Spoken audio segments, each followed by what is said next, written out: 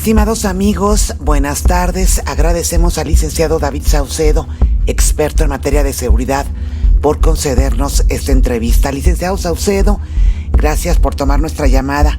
¿Qué es lo que está sucediendo en nuestro país con esta serie de ataques simultáneos en donde han sido incendiados vehículos y tiendas de conveniencia que comenzaron este pasado martes en el estado de Jalisco, se replicaron en Guanajuato, el jueves en Ciudad Juárez, en el estado de Chihuahua y este viernes en Baja California?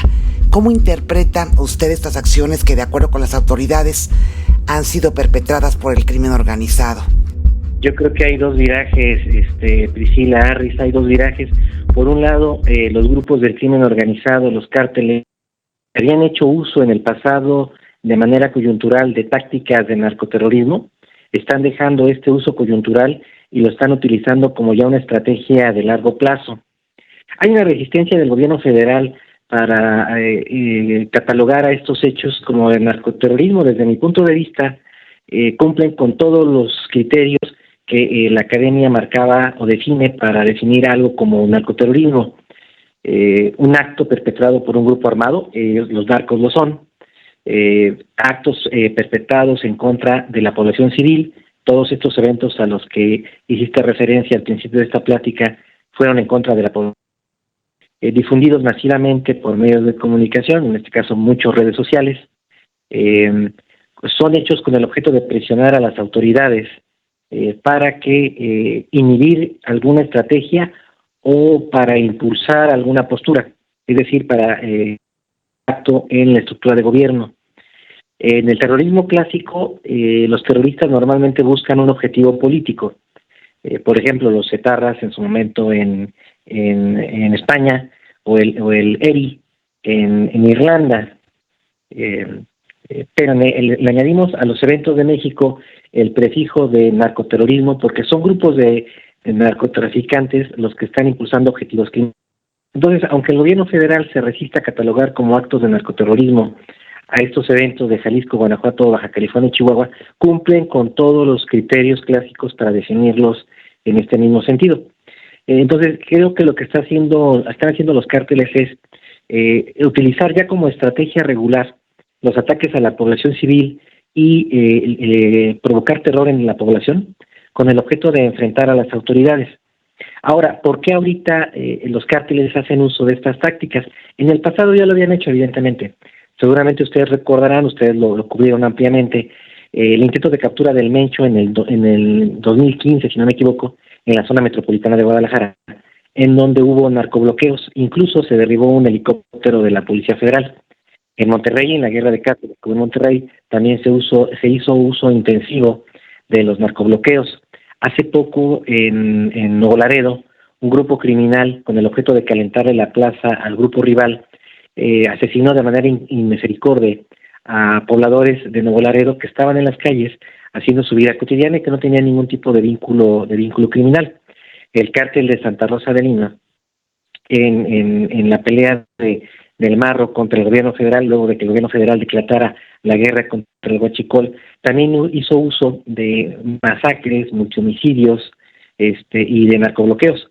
Si vamos más atrás en el tiempo, el primer acto del que se tiene conocimientos habría sido las granadas que se lanzaron en un desfile de 16 de septiembre en Michoacán, en Morelia, justo cuando inicia esto de la guerra contra el narco del presidente Calderón.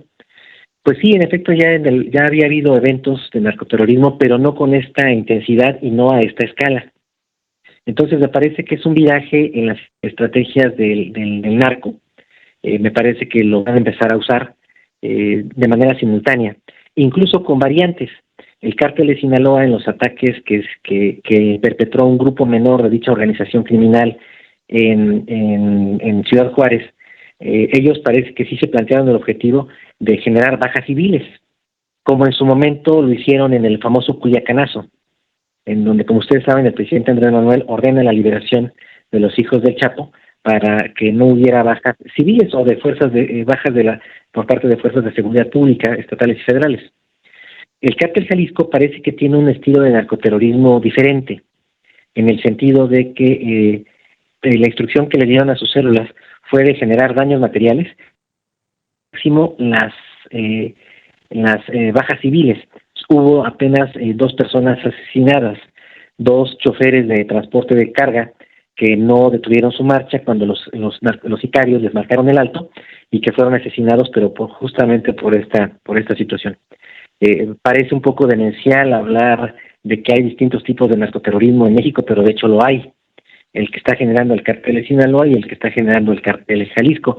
¿Por qué Jalisco no procura no generar bajas civiles? Parece que todo se debe a la propaganda de guerra que el cártel Jalisco tiene. En su discurso de guerra que utiliza para ir avanzando en zonas y territorios, lo que hace el cártel Jalisco es decir que van a pacificar regiones, que van a combatir a la inseguridad, que van a combatir al secuestro, la extorsión. Entonces sería un contrasentido para ellos decir por un lado que van a combatir a la inseguridad y por el otro lado están quemando los camiones de transporte público que utiliza la población. Por un lado entregan despensas y entregan juguetes en 6 de enero, 30 de abril, pero por otro lado por eso no lo hacen, porque creo que están cuidando su discurso y su propaganda de guerra. Todo el mundo sabemos que esa propaganda es falsa. Es muy similar a la propaganda que realiza el gobierno federal, pero en todo caso creo que eso es lo que está ocurriendo. O como dice un dicho mexicano muy conocido, pues incluso la basura se separa. Efectivamente, todos los hechos que usted acaba de relatar han sucedido. Sin embargo, a mí en lo personal, licenciado Saucedo, me llama la atención que se trate de ataques simultáneos en diferentes estados, pues esto nunca lo habíamos visto antes. Sí, con gusto. En efecto, es imposible que hayan sido hechos coincidentes. No puede ser que en un lapso de tiempo tan corto, en 4 estados del país, de manera simultánea, se presenten estos eventos. Me parece que en parte se debe a una estrategia de respuesta del crimen organizado, de los cárteles, a un viraje silencioso que está ejecutando el gobierno federal. Ustedes recordarán, el presidente Andrés Manuel ha sido muy criticado por la instrumentación de su estrategia de abrazos y no balazos. Uno de los principios rectores de esta estrategia, si se le puede llamar estrategia, es no capturar narcotraficantes de alto perfil. Pero resulta que se capturó hace poco a Caro Quintero y hay un proceso de extradición en curso.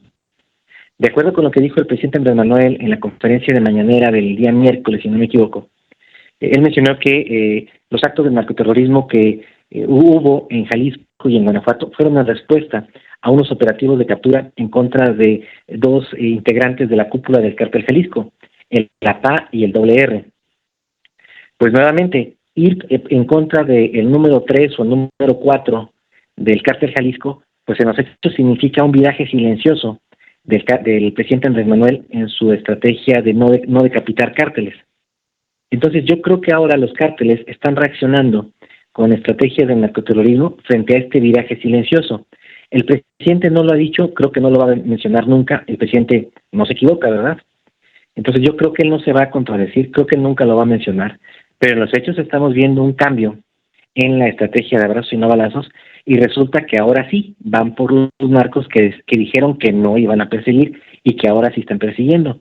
Y los narcos están contestando con narcoterrorismo frente a este viraje en materia de política de seguridad del Estado mexicano. ¿Por qué Andrés Manuel está cambiando su estrategia? Ya vimos que el presidente es impermeable frente a las críticas de la opinión pública, frente a los especialistas, todo se le resbala. Pero me parece que hay algo que no se le pudo resbalar, que son las presiones del presidente John Biden, que está enfrentando elecciones de medio periodo, y que se ve la necesidad de presentar en bandeja las cabezas de algunos narcotraficantes mexicanos como una muestra de su compromiso ante los electores de los Estados Unidos del combate al crimen organizado y sobre todo por el número de muertes que está generando el consumo de fentanilo, que es uno de los productos, el producto estrella en este momento de los cárteles mexicanos en su trasiego de drogas hacia los Estados Unidos. Entonces creo que esa es la cadenita, la voy a repetir aquí sumariamente. Creo que Biden presiona a Andrés Manuel para capturar narcos de alto perfil. Andrés Manuel hace un giro en la estrategia, ordena para que se capture a Caro Quintero junto con el apoyo de la DEA, van por los cabecillas del cártel Jalisco y finalmente los narcotraficantes reaccionan con estrategias de narcoterrorismo frente a este viraje del gobierno federal. No tengo muchos elementos para sustentar esto que te comento, todo es una hipótesis de tu servidor, pero me parece que esta fue la sucesión de hechos que explican el que ha habido tantos eventos de narcoterrorismo en los últimos días de manera simultánea, y que son para enfrentar este viraje en la estrategia del gobierno federal.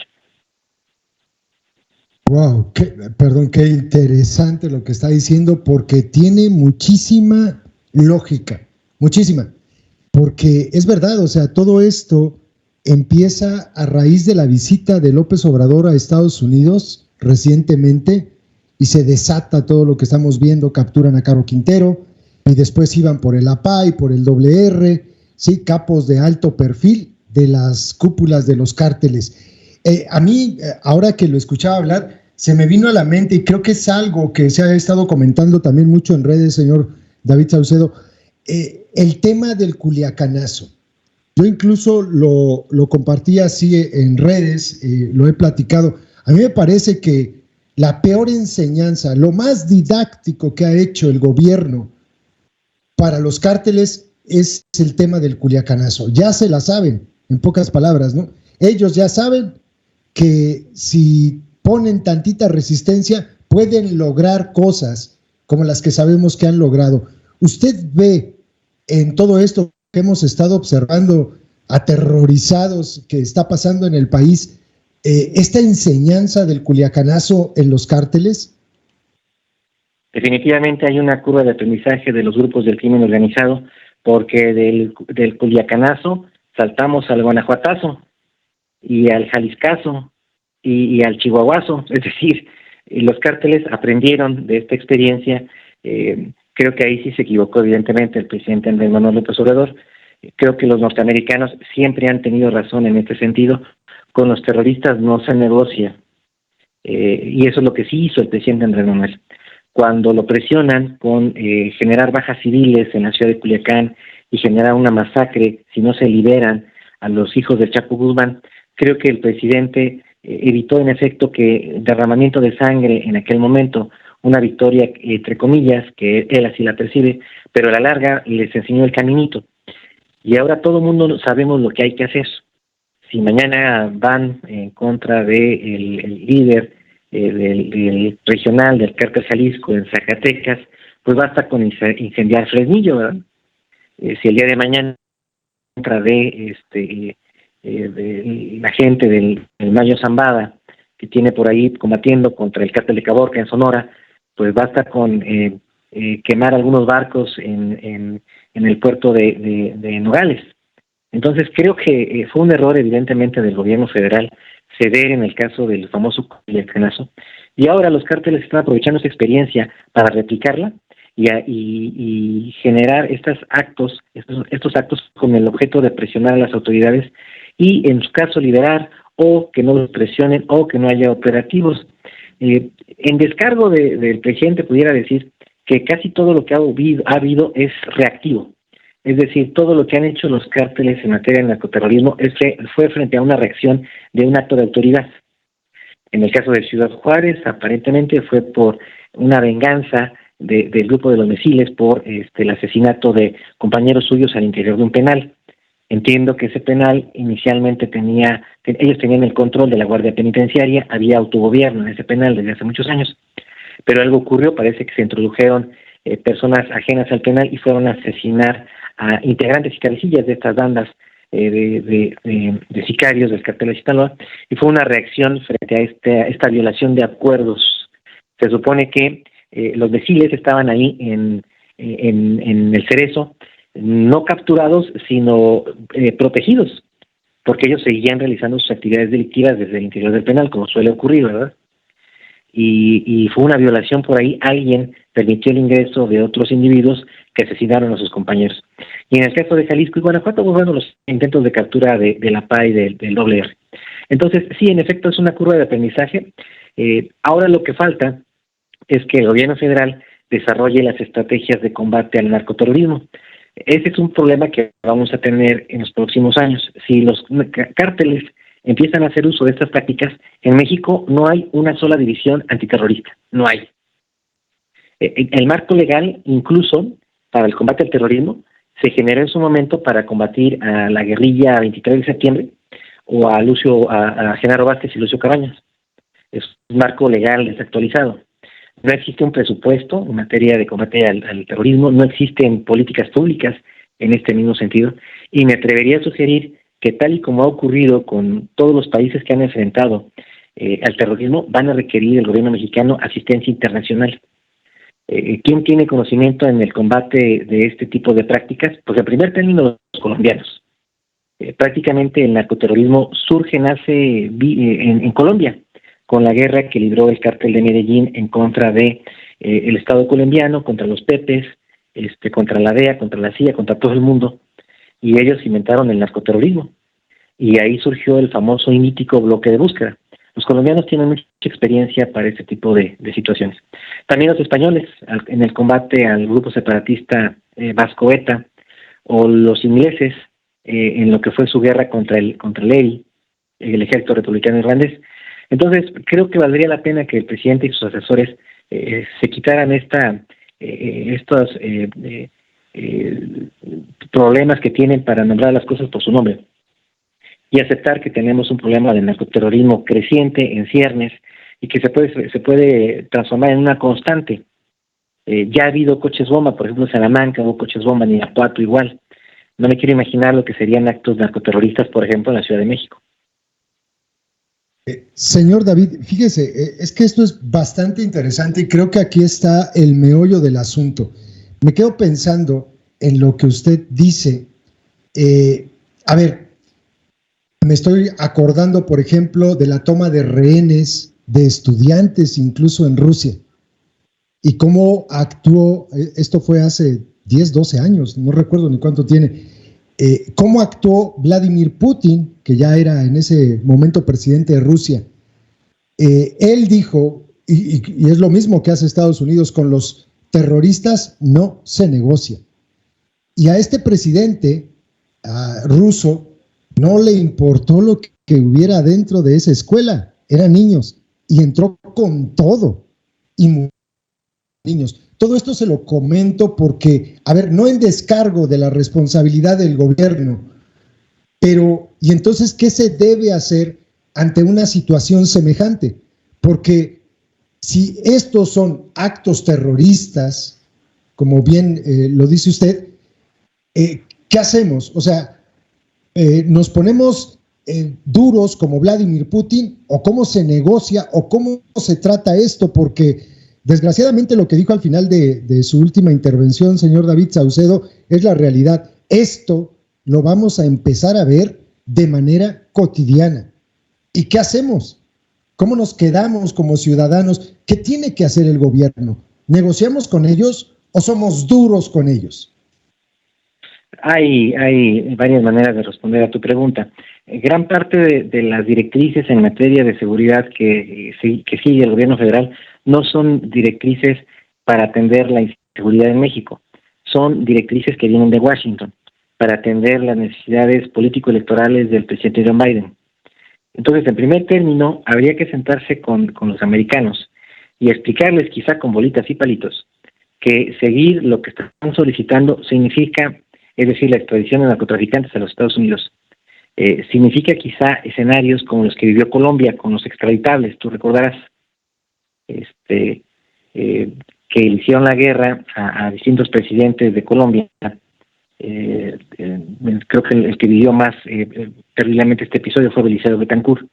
Después César Gaviria. Todos ellos vivieron momentos muy complejos por el tema de que los narcotraficantes no querían pasar condenas en Estados Unidos.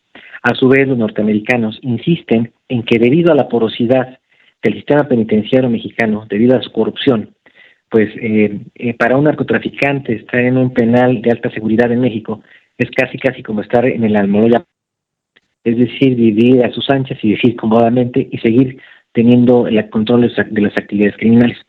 Pero ante la posibilidad de que surjan actos de narcoterrorismo, creo que valdría la pena que el gobierno federal hablara con sus homólogos en los Estados Unidos y planteara con determinación. En la extradición de algunos narcotraficantes va a generar narcoterrorismo. ¿Vale la pena? Es muy complicado, es decir, los norteamericanos quieren que los narcos mexicanos estén en prisiones de los Estados Unidos, pero a costa de actos de narcoterrorismo en México.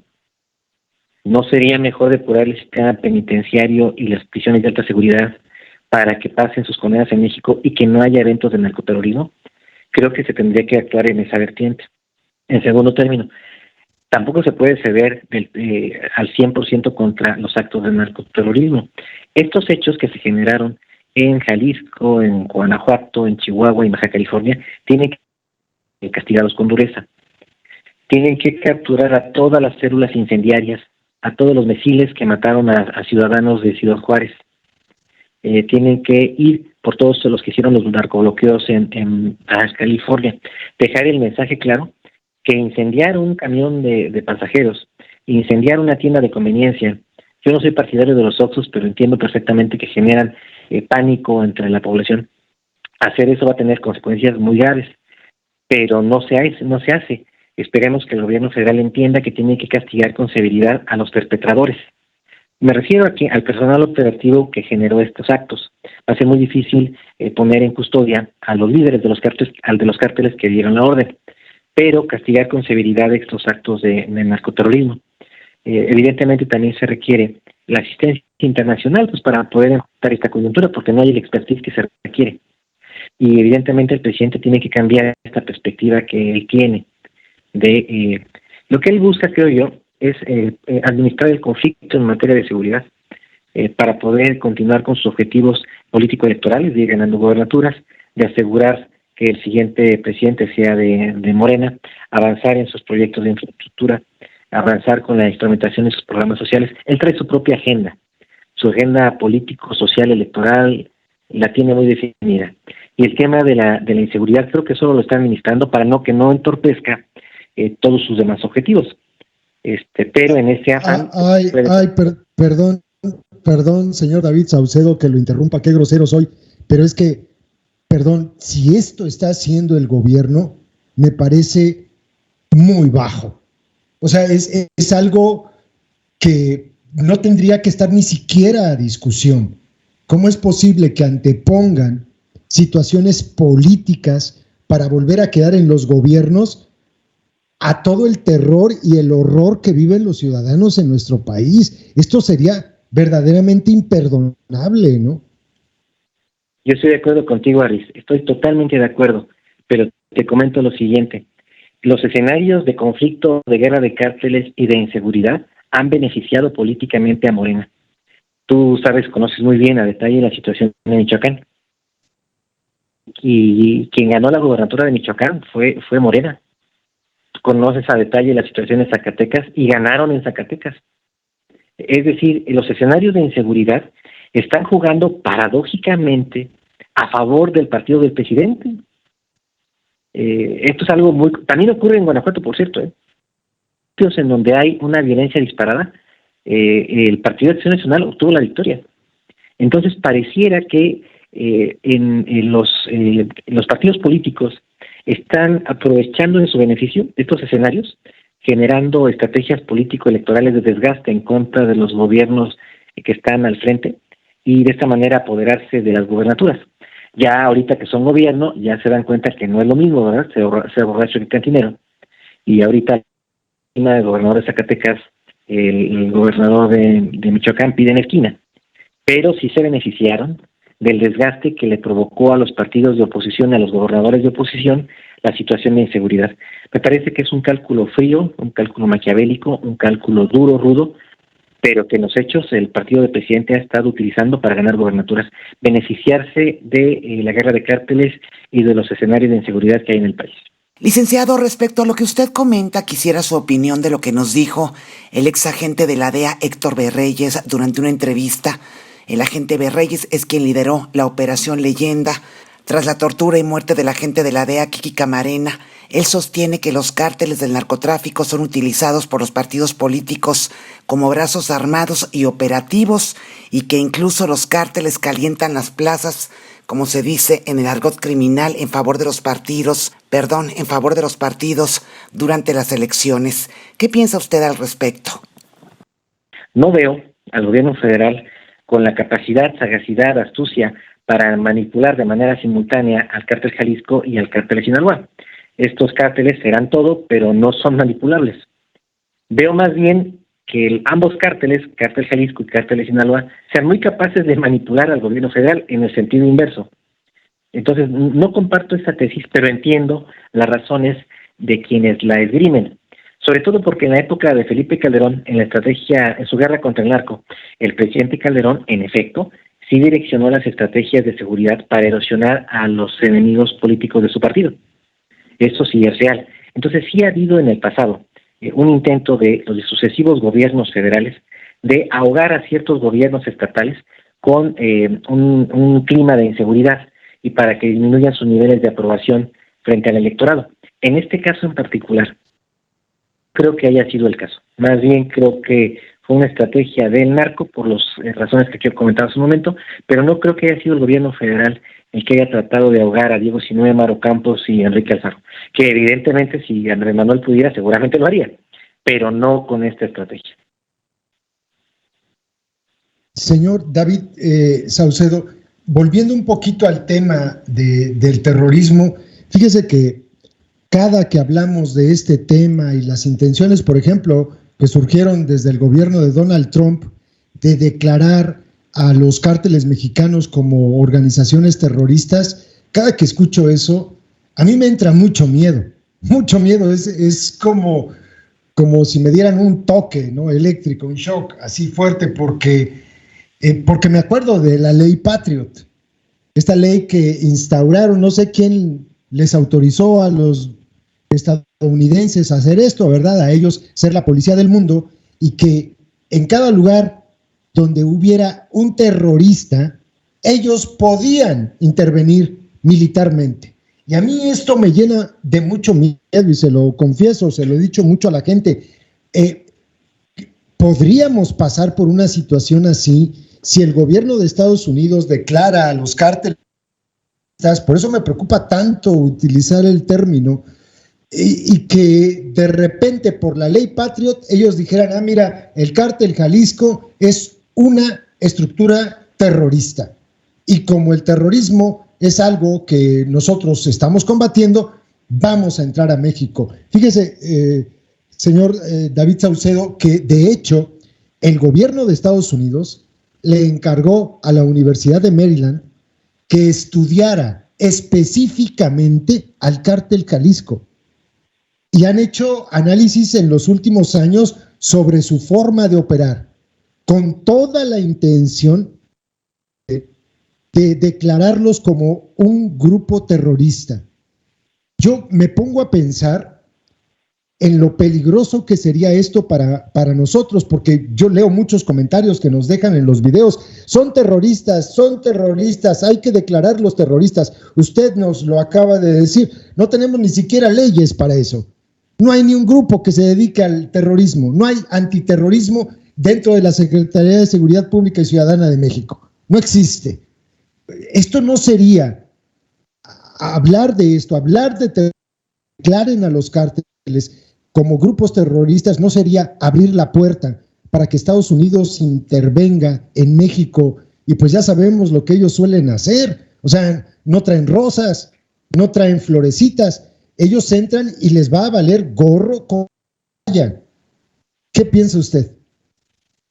Es un hecho, es una posibilidad real.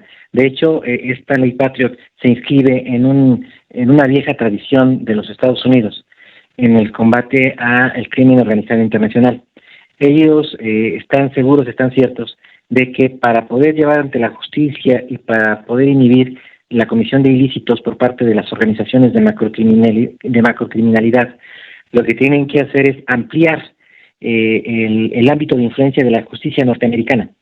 Es decir, que la DEA participe en las capturas de narcotraficantes de alto nivel, que el sistema penitenciario de Estados Unidos sea el que tenga en custodia a los narcos capturados. Incluso casos muy relevantes que han realizado los norteamericanos de intervenciones, seguramente lo recordarás, en Panamá, con la captura del general Manuel Antonio Noriega, acusado y detenido, y enjuiciado y sentenciado en Miami, bajo cargos de narcotráfico. el recientemente extraditado a los Estados Unidos por los mismos cargos. Ellos siempre han buscado esto. Esto es justamente lo que ellos quieren, los norteamericanos, que el combate al crimen organizado se haga con base en sus leyes, en sus criterios, con sus tecnologías, con las penas que ellos imponen y doblegando a los gobiernos de América Latina en este caso para que acepten la extraterritorialidad de las leyes norteamericanas que se puedan aplicar fuera de sus fronteras. Sí es algo muy arriesgado definitivamente, sí es algo muy complejo. Todos los países en materia de procuración de justicia han cedido parte de soberanía al incorporarse. Todo el mundo sabemos que una ficha roja de Interpol genera una orden de captura con fines de extradición hacia otro país. Pero en efecto esto implicaría un debate y un análisis muy serio de cuáles serían los alcances y límites que tendría el gobierno de los Estados Unidos al momento de prestar asistencia para el combate al narcoterrorismo en México. Y creo que tendría que fijarse límites, es decir, que no se den secuestros como el que hubo del doctor Álvarez Machaín. Tú recordarás, el médico que estuvo apoyando la tortura de Kiki Camarena. Es decir, que no se den este tipo de casos tan bochornosos en donde la justicia norteamericana, con agentes armados, lleva ante la justicia, ante los tribunales de los Estados Unidos, a acusados de actos de narcoterrorismo. Entonces, ahí, en esta definición, al momento de que el gobierno mexicano acepte darle esta categoría, tendrá que sentarse con los norteamericanos y definir puntos y comas, definir exactamente cuáles son los alcances, en qué sentido va a estar la participación de los norteamericanos en este tema, qué se va a hacer, sí, para fijar límites y no ocurra lo que en efecto puede ocurrir y con lo que yo coincido contigo, Alex. Aquí lo que se impone, normalmente yo estoy totalmente a favor de que sentemos en el banquillo de los acusados a las autoridades federales, a los gobernadores, a los militares, a la Sedena, a la Marina, a todos. Me parece que sí hay que estar escrutando, auditando su... Pero en este caso en particular, la pelota está en la cancha de los narcos. Si ellos siguen con su estrategia ¿no? van a provocar la intervención de los norteamericanos. Quizá no lo han visualizado, quizá no lo tengan en el radar, quizá no se han dado cuenta todavía. No es buena idea picarle la cresta a los gringos, pero está en cancha de ellos, tal y como ocurrió en Colombia, con el cártel de Cali, con el cártel del Valle del Norte. Confrontar a los gringos y ponerlos contra la espada y la pared no es una buena opción. Así que más bien ahora son ellos los que tienen en sus manos el hecho de que haya un intervencionismo norteamericano por cuestiones de narcoterrorismo, si es que los cárteles persisten en esta estrategia. Entiendo perfectamente que ahorita se sientan satisfechos con lo que han obtenido, se sientan triunfantes, porque en efecto doblaron al gobierno federal en todos los casos que acabamos de hacer mención, pero a la larga van a provocar algo que ni ellos mismos desean. Espero que gentes pensantes, como creo que sí son el Mencho, como sí lo es el Mayo Zambada, los narcotraficantes que tienen más tiempo, experiencia y conocimiento, entiendan que si estiran demasiado la liga, van a provocar una reacción que no estoy seguro que les guste. Licenciado Saucedo, ahorita que mencionó usted a Nemesio Ceguera Cervantes el Mencho, líder fundador del cártel Jalisco Nueva Generación, estas acciones cometidas, señaladas por las autoridades por esta organización criminal, ¿podrían deberse a un reacomodo del cártel u otra situación tras estos rumores de su supuesto fallecimiento o que se encuentra muy enfermo? Sí, lo que yo supe por fuentes federales es que el Mencho sigue vivo, pero es como comentar, es muy disminuido en sus capacidades físicas y delegando cada vez más en sus subalternos la conducción de las operaciones del cártel. Está generándose también una sucesión al interior del cártel Jalisco y en efecto pareciera que los jefes de plaza están llegando a acuerdos, tratando de generar una sucesión tersa. Sabemos, por ejemplo, que la vaca final de Colima se escinde del cártel Jalisco Nueva Generación ante la convicción y la certeza de que el Mencho había fallecido. Hay otros grupos del cártel Jalisco que, frente a la posibilidad de que el Mencho ya haya fallecido o bien esté muy disminuido, están optando por separarse del cártel. Esto es, digamos, hasta cierto punto normal. Un narcoimperio como lo que tiene el cártel Jalisco está conformado por varios señores feudales, está conformado por varios jefes regionales, varios jefes de plaza, y muchos de esos señores feudales se van a ir de la organización cuando se muere el rey, cuando el rey ya no esté. Esto me parece que sí sucederá.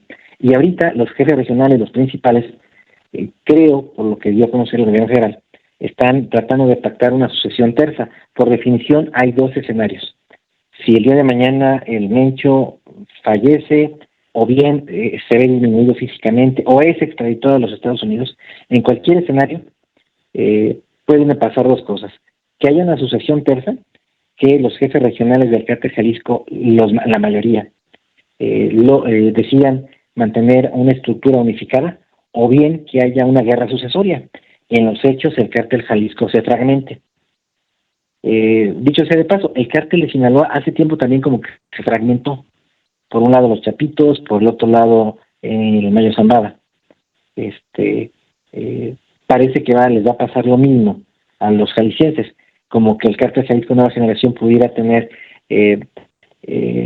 estar conformado por 2 o 3 grupos grandes de cárteles Jalisco. Habrá que ver qué es lo que sucede. No tenemos información confirmada sobre cuál es el estado de salud del Mencho, así que lo único que nos queda es esperar los acontecimientos y ver en qué momento se hace público cuál es su situación y si sigue al frente o ya terminó de delegar en todos sus jefes de plaza la conducción del día a día del cártel. Señor David, por mi parte, 2 preguntas, las últimas. Ya abusamos bastante de su tiempo.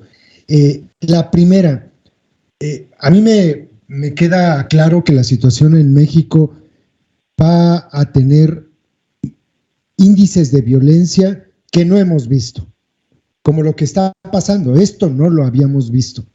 Nosotros como ciudadanos, ¿qué podemos hacer? Porque yo siento que estamos completamente desprotegidos, digo, lo hemos visto en estos últimos días. Los ciudadanos salen a trabajar y de repente se encuentran en un narcobloqueo donde pone en riesgo la vida cada persona que sale a ganarse el pan de todos los días, desprotegidos completamente. ¿Qué podemos hacer nosotros como ciudadanos ante una situación así?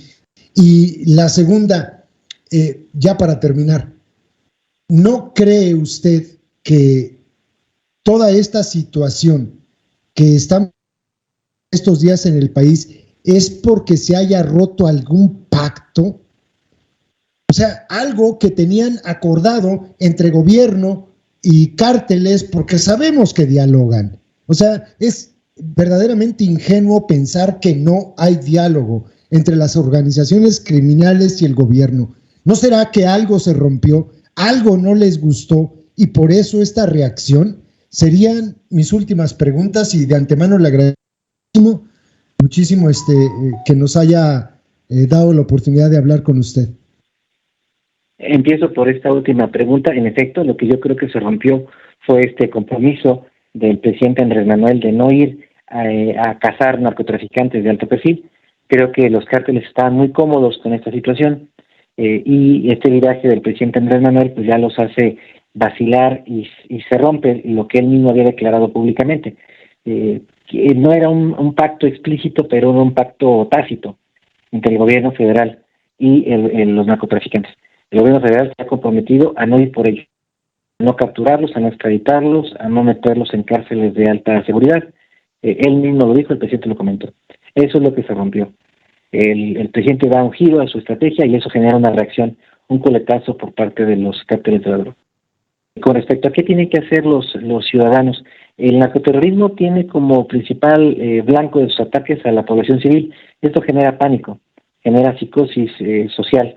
Lo que tiene que aprender la sociedad mexicana, que va a ser un aprendizaje muy lento, muy doloroso, muy difícil, como el que vivieron los habitantes de Londres, o como vivieron la población madrileña en su momento, o como vivieron los habitantes de Cali, de Medellín. Es muy difícil lo que voy a decir, pero es pavorosamente real. La vida sigue y el narcoterrorismo, que seguramente seguirá en las próximas semanas o meses. La gente tiene que seguir adelante. No puede vivir con miedo. No se puede vivir con miedo, pero eso es lo que tiene que aprender la población. Es un aprendizaje doloroso. No tendría por qué estar los ciudadanos al pendiente de si hay una bomba o no en el centro comercial, o si hay un narcobloqueo o no en la salida de la ciudad, o si están incendiándose en las tiendas de conveniencia en las que se hace el súper, o si el día de mañana estalla un coche bomba. Es decir, los ciudadanos no tendrían por qué estarse preocupando por estas situaciones. En México no se había visto, no se había vivido. La larga estabilidad que el PRI tanto se ufanó de haber aportado a la vida política del país, haber generado político exento de este tipo de turbulencias, parece que ahora en democracia las estamos viviendo. Entonces creo que estos eventos van a generar mayor recepción hacia el régimen democrático. Creo que la ciudadanía tiene que aprender de experiencias de otros países, de cómo es vivir bajo estos esquemas de narcoterrorismo. No es algo que le hubiéramos deseado a nadie en ningún momento, pero que es algo doloroso que seguramente la sociedad mexicana va a tener que aprender. Quizá cuando triunfa Felipe Calderón, nadie imaginó que una de sus principales decisiones habría sido la declaratoria de la guerra contra el narco y que se desatara esta espiral de violencia en la que nos encontramos. Estos escenarios nunca se visualizaron tampoco en el sexenio de Vicente Fox. Entonces, lo que alcanzo a ver es que la población mexicana está transitando de una situación de relativa estabilidad que se vivieron en los sexenios de la transición, en el sexenio de transición de Vicente Fox, y escenarios de guerra que se producen a raíz de una decisión que toma el presidente Calderón. Pero creo que lo que hay que hacer es enfrentar al narcoterrorismo, tomar decisiones de ya. No vale la pena cerrar los ojos y experiencias que otros países de América Latina tienen en ese sentido. Para mí lo peor que puede ocurrir es que mañana haya un avión incendiado por los aires, por un acto cometido por un cártel de la droga, o un vehículo con TNT que estalle en un cuartel militar, como el que hizo estallar Pablo Escobar, frente, me parece, a las instalaciones del bloque de búsqueda. Entonces creo que estamos a tiempo de evitar estos escenarios. Hace años se decía que teníamos que evitar en la colombianización de México, entonces creo que ahora hay que evitar en la mexicanización de México. Perdón, antes de que tomes la palabra, Priscila, ahora que dice el señor David esto, seguramente escucharon la entrevista que hicimos, una de las entrevistas que hicimos con este vocero líder del cártel Santa Rosa de Lima, donde él nos contó que esa camioneta que encontraron en Irapuato cargada de explosivos, ellos la pusieron ahí y que desgraciadamente, así decía él, no estalló por un error de táctica. La pusieron frente a la casa de un sitio donde estaban sus contrarios y que desgraciadamente no estalló.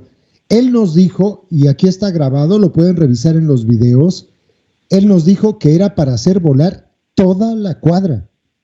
O sea, de ese nivel. Así de grave es la situación. Adelante, Priscila. Gracias, Aris. Ya para concluir y agradeciendo mucho su tiempo, licenciado Saucedo, quisiera preguntarle qué hay en torno a la información vertida en el sentido de la supuesta fractura al interior del cártel de Sinaloa entre el Mayo Zambada y los Chapitos. Pues es una relación que parece un maridaje. De acuerdo con información del gobierno federal, ha habido momentos de sinergia, de indiferencia, de atacarse mutuamente, ha habido de todo. En parte por la inestabilidad emocional de los hijos de Chapo Guzmán, que ellos se incorporaron al cártel, no lo conocieron de sus cimientos, no lo construyeron como el Chapo y el Mayo. Entonces sí son narco juniors en el sentido estricto de la palabra. Parece que tienen un desprecio importante hacia el Mayo Zambada, tanto por su rango de edad como por sus viejas prácticas en el manejo del negocio de narcotráfico. Los Chapitos, dicho sea paso, tampoco han mostrado ser muy habilidosos en el manejo del negocio que les heredó su padre. Se conducen de manera un poco caprichosa, un poco habilidosa, pero es un maridaje. El día de hoy pueden estar bien, mañana se van a pelear, mañana colaboran, al chico rato se roban cargamentos. Es un desastre esta situación interna que hay al interior del cártel de Sinaloa, pero tienen la sensatez para enfrentar enemigos comunes, aunque al interior, en su propia casa, se estén peleando en la sala, en la cocina, en la recámara, tienen la sensatez de al momento de salir a la calle enfrentar los enemigos que son comunes. Pero eso también se ve debilitado por los conflictos y divisiones internas. Entonces es muy difícil saber en qué momento de la relación se encuentran ahorita. Lo mejor que puedo yo, el término, esto es un maridaje, un día bien, 2 días mal, se pelean, se reconcilian, y así va a seguir, así va a seguir seguramente, de aquí hasta que el Mayo Zambada se retire, pero va a continuar este esquema de una relación tirante, una relación complicada, sobre todo por el carácter de los Chapitos y por la diferencia de edades entre ambos liderazgos.